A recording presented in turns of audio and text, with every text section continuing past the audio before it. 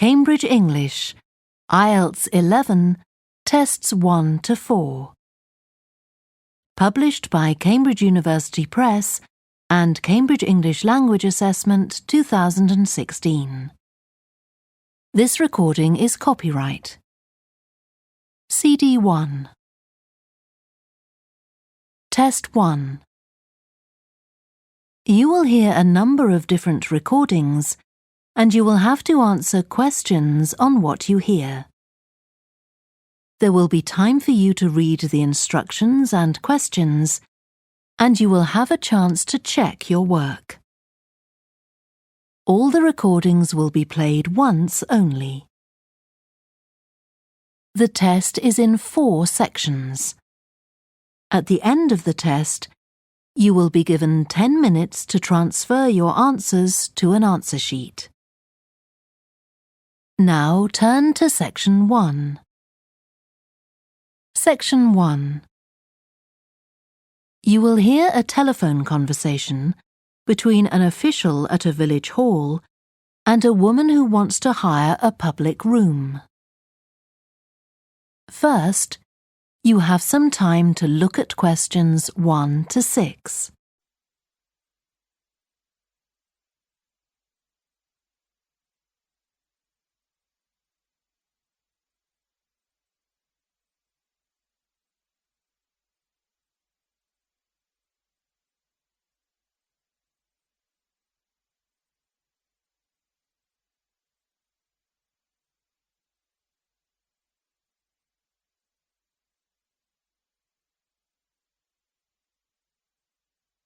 You will see that there is an example that has been done for you.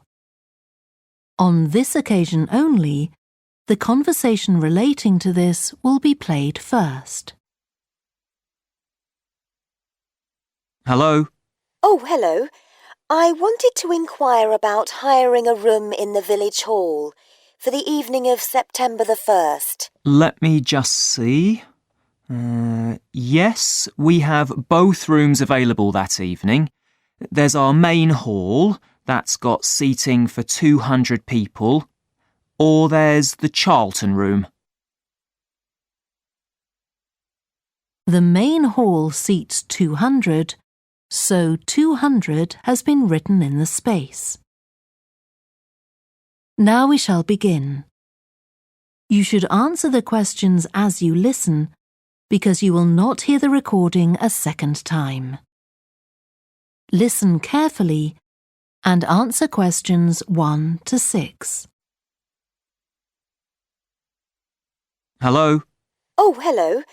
I wanted to inquire about hiring a room in the village hall for the evening of September the 1st. Let me just see. Yes, we have both rooms available that evening. There's our main hall, that's got seating for 200 people, or there's the Charlton room. Sorry? The Charlton room, Charlton.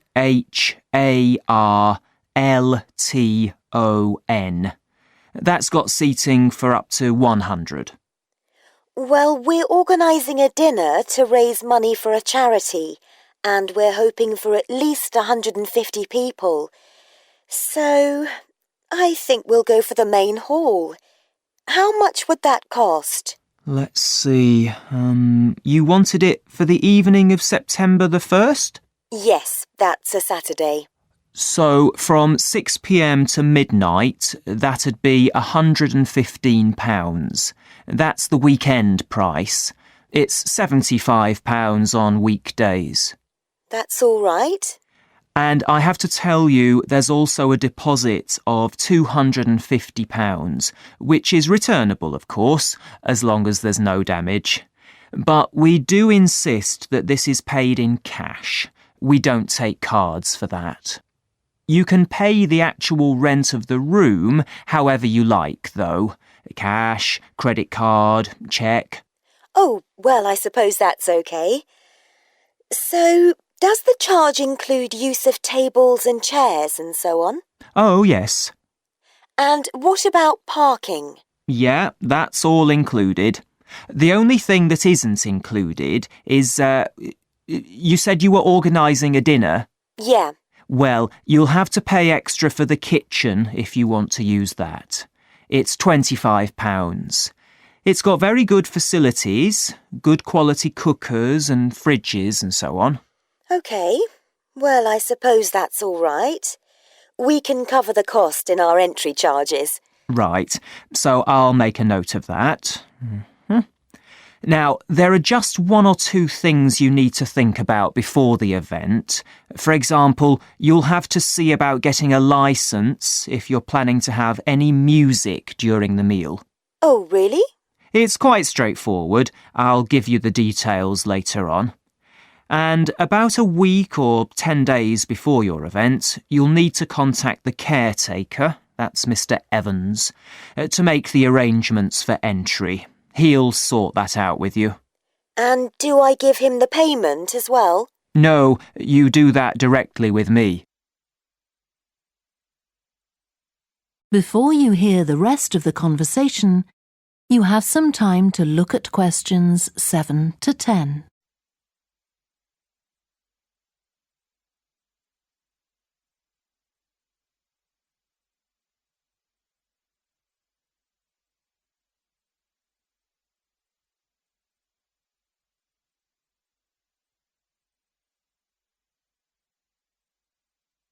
Now listen and answer questions 7 to 10.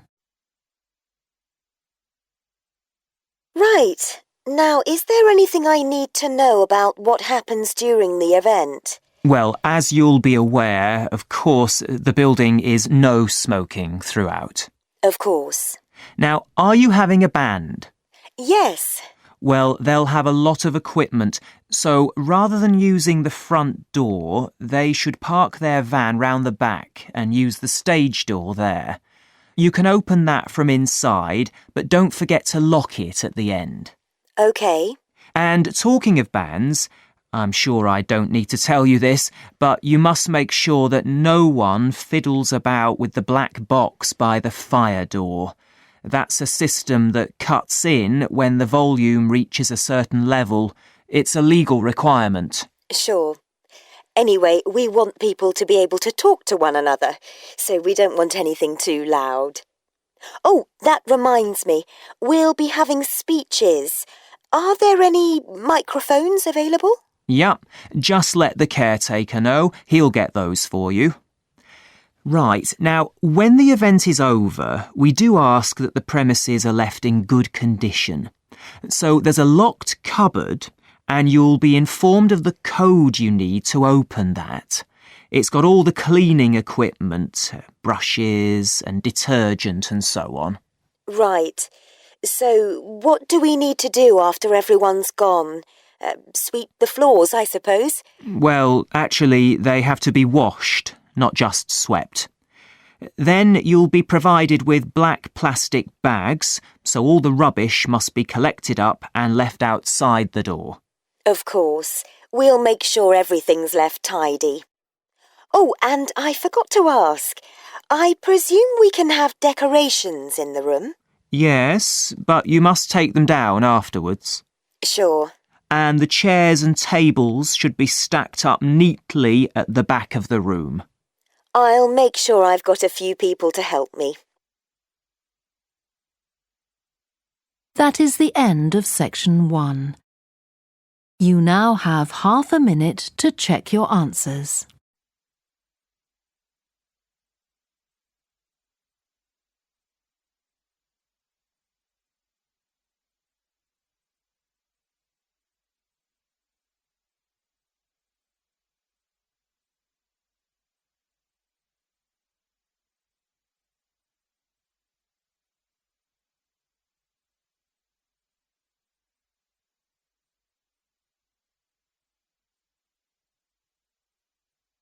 Now turn to section 2. Section 2. You will hear a guide talking to a group of visitors to a farm. First, you have some time to look at questions 11 to 14.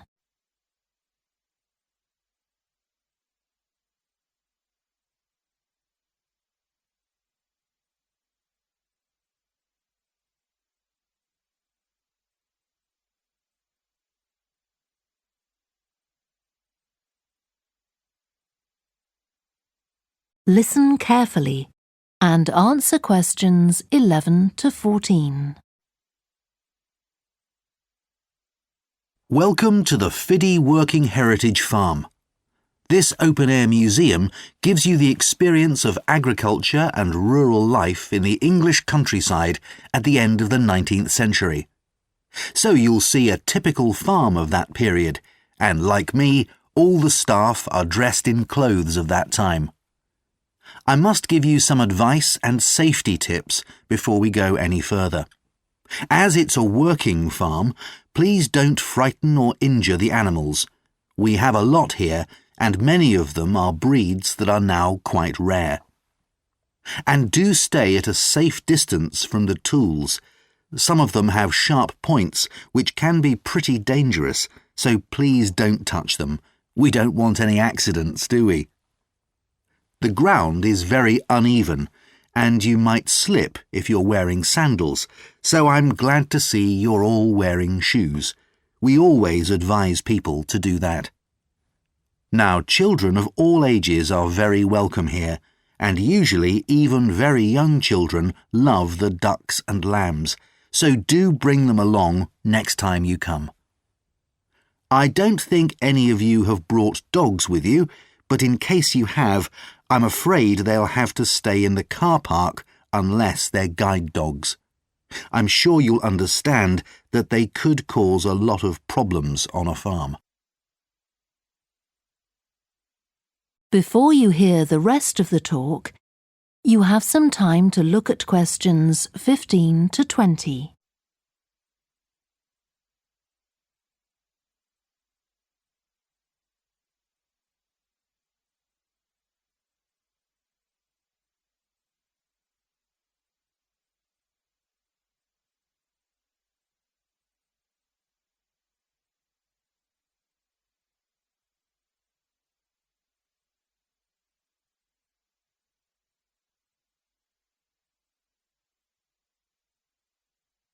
Now listen and answer questions 15 to 20. Now let me give you some idea of the layout of the farm. The building where you bought your tickets is the new barn immediately to your right, and we're now at the beginning of the main path to the farmland, and of course the car park is on your left. The scarecrow you can see in the car park in the corner beside the main path is a traditional figure for keeping the birds away from crops. But our scarecrow is a permanent sculpture. It's taller than a human being, so you can see it from quite a distance. If you look ahead of you, you'll see a maze. It's opposite the new barn, beside the side path that branches off to the right, just over there. The maze is made out of hedges which are too tall for young children to see over them, but it's quite small, so you can't get lost in it. Now, can you see the bridge crossing the fish pool further up the main path? If you want to go to the cafe, go towards the bridge and turn right just before it. Walk along the side path and the cafe's on the first bend you come to. The building was originally the schoolhouse, and it's well over 100 years old. As you may know, we run skills workshops here, where you can learn traditional crafts like woodwork and basket making. You can see examples of the work and talk to someone about the courses in the Black Barn. If you take the side path to the right, here, just by the new barn, you'll come to the Black Barn, just where the path first bends. Now, I mustn't forget to tell you about picnicking, as I can see some of you have brought your lunch with you. You can picnic in the field, though do clear up behind you, of course. Or if you'd prefer a covered picnic area, there's one near the farmyard, just after you cross the bridge. There's a covered picnic spot on the right. And the last thing to mention is Fiddy House itself. From here you can cross the bridge, then walk along the footpath through the field to the left of the farmyard. That goes to the house, and it'll give you a lovely view of it. It's certainly worth a few photographs, but as it's a private home, I'm afraid you can't go inside. Right, well, if you're all ready, we'll set off on our tour of the farm. That is the end of section 2. You now have half a minute to check your answers.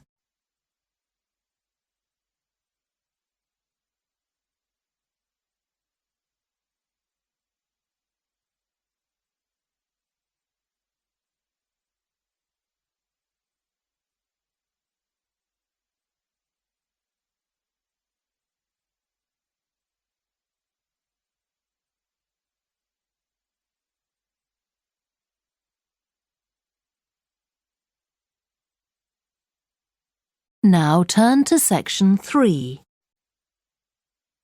Section 3.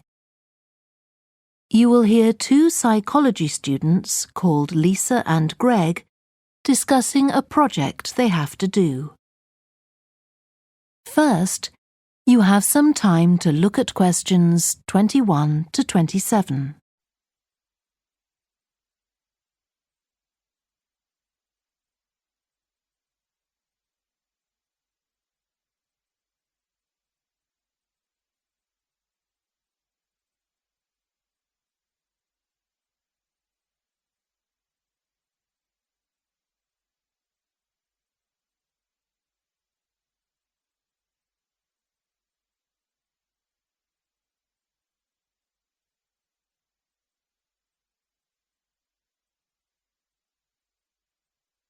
Now listen carefully and answer questions 21 to 27. OK, Greg, so I finally managed to read the article you mentioned, the one about the study on gender in physics. About the study of college students done by Akira Miyake and his team. Yeah, I was interested that the researchers were actually a mix of psychologists and physicists. That's an unusual combination. Yeah, I got a little confused at first about which students the study was based on. They weren't actually majoring in physics, they were majoring in what's known as the STEM disciplines. That's science, technology, engineering and math. Yes, but they were all doing physics courses as part of their studies. That's correct. So, as I understood it, Miyake and co. started from the fact that women are underrepresented in introductory physics courses at college, and also that, on average, the women who do enrol on these courses perform more poorly than the men. No one really knows why this is the case. Yeah, but what the researchers wanted to find out was basically what they could do about the relatively low level of the women's results. But in order to find a solution, they needed to find out more about the nature of the problem. Right. Now, let's see if I can remember. It was that in the physics class, the female students thought the male students all assumed that women weren't any good at physics. Was that it? And they thought that the men expected them to get poor results in their tests. That's what the women thought, and that made them nervous, so they did get poor results. But actually, they were wrong. No one was making any assumptions about the female students at all. Anyway, what Miyake's team did was quite simple, getting the students to do some writing before they went into the physics class. What did they call it? Values affirmation. They had to write an essay focusing on things that were significant to them, not particularly to do with the subject they were studying, but more general things like music or people who mattered to them. Right. So the idea of doing the writing is that this gets the students thinking in a positive way. And putting these thoughts into words can relax them and help them overcome the psychological factors that lead to poor performance. Yeah. But what the researchers in the study hadn't expected was that this one activity raised the women's physics grades from the C to the B range. A huge change. Pity it wasn't to an A. but still. No, but it does suggest that the women were seriously underperforming beforehand in comparison with the men. Yes. Mind you, Miyake's article left out a lot of details, like did the students do the writing just once or several times? And had they been told why they were doing the writing? That might have affected the results. You mean if they know the researchers thought it might help them to improve, then they just try to fulfill that expectation? Exactly. Before you hear the rest of the discussion, you have some time to look at questions 28 to 30.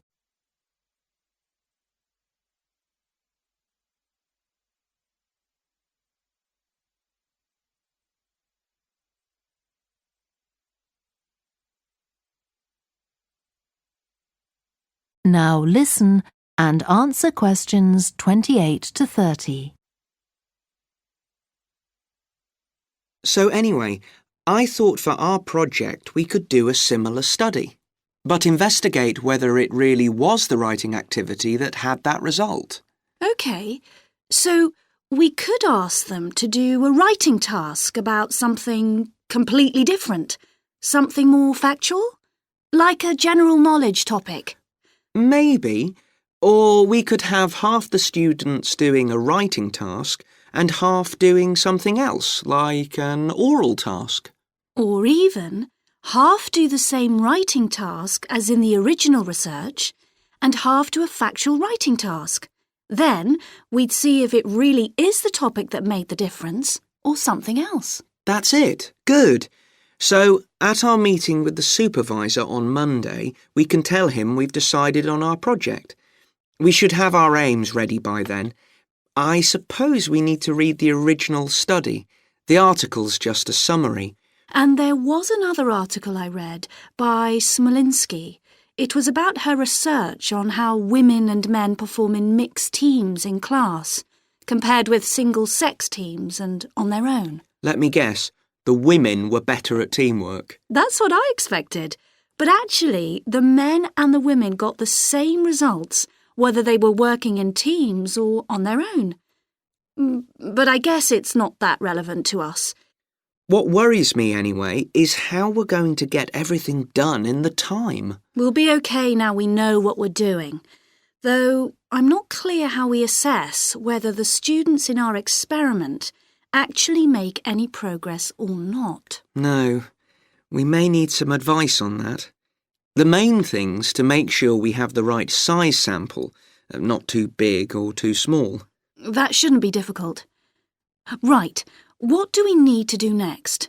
We could have a look at the timetable for the science classes, or perhaps we should just make an appointment to see one of the science professors. That'd be better. Great. And we could even get to observe one of the classes. What for? Well, OK, maybe let's just go with your idea. Right, well, I think that's everything for now. That is the end of section 3. You now have half a minute to check your answers.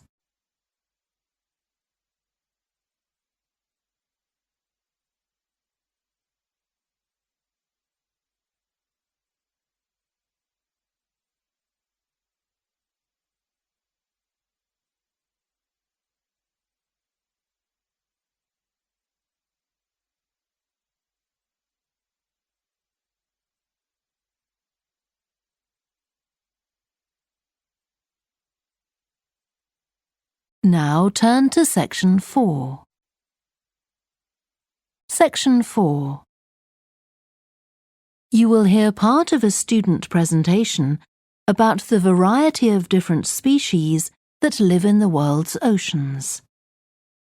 First, you have some time to look at questions 31 to 40.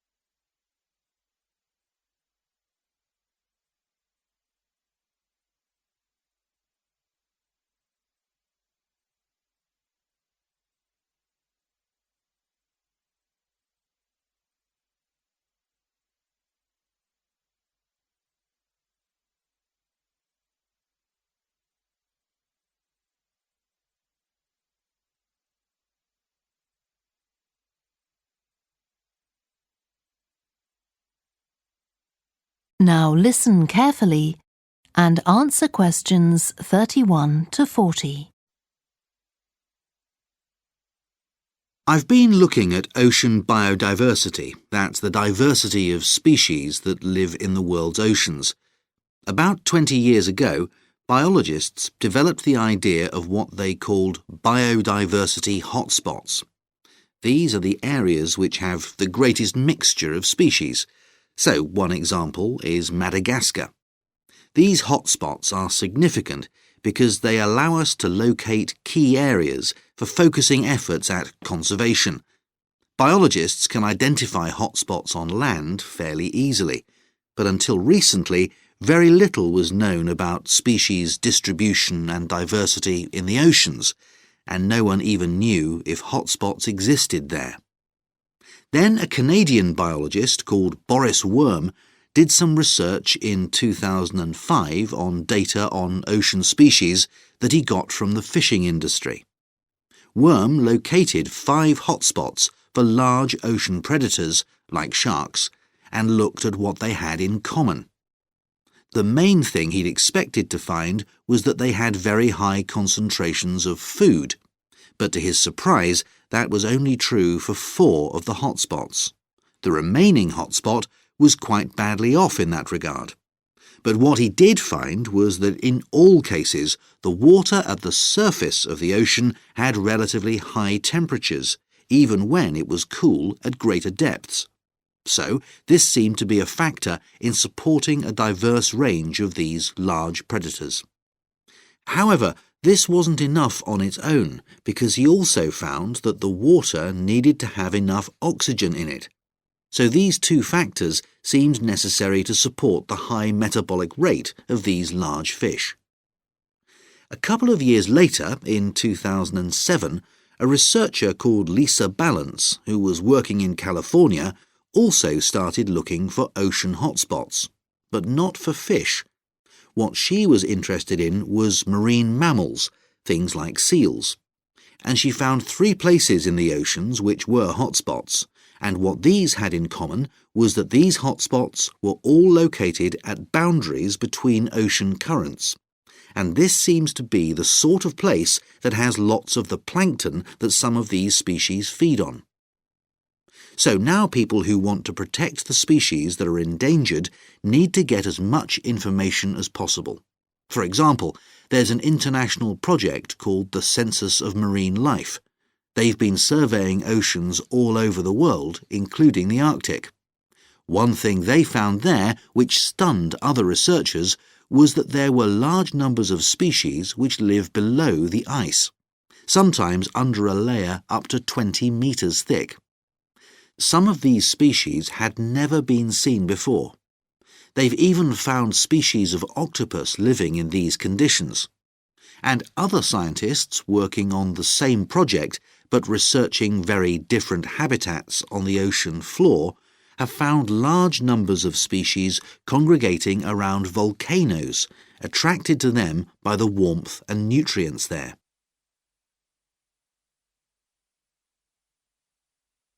However, biologists still don't know how serious the threat to their survival is for each individual species. So a body called the Global Marine Species Assessment is now creating a list of endangered species on land, so they consider things like the size of the population, how many members of one species there are in a particular place, and then they look at their distribution in geographical terms, although this is quite difficult when you're looking at fish because they're so mobile. And then thirdly, they calculate the rate at which the decline of the species is happening. So far, only 1,500 species have been assessed, but they want to increase this figure to 20,000.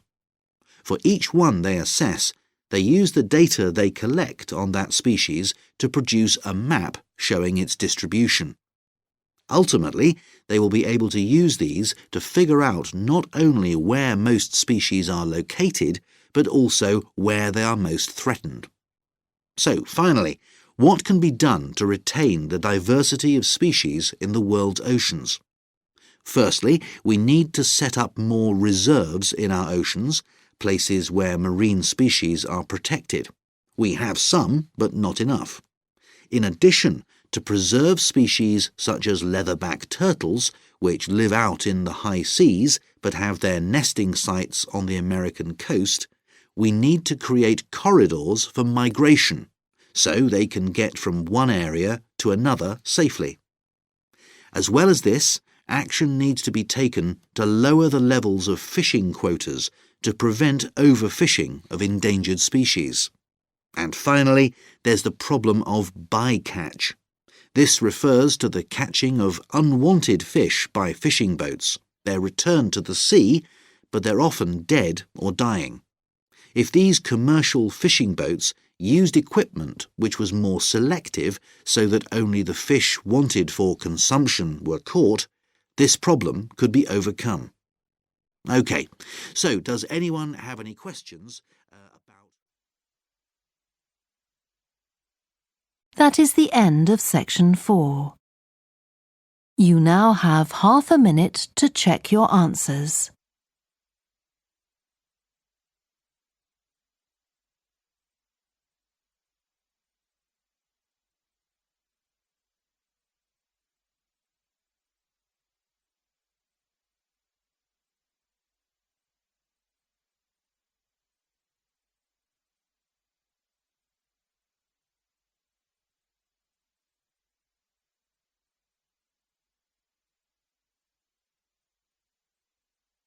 That is the end of the listening test.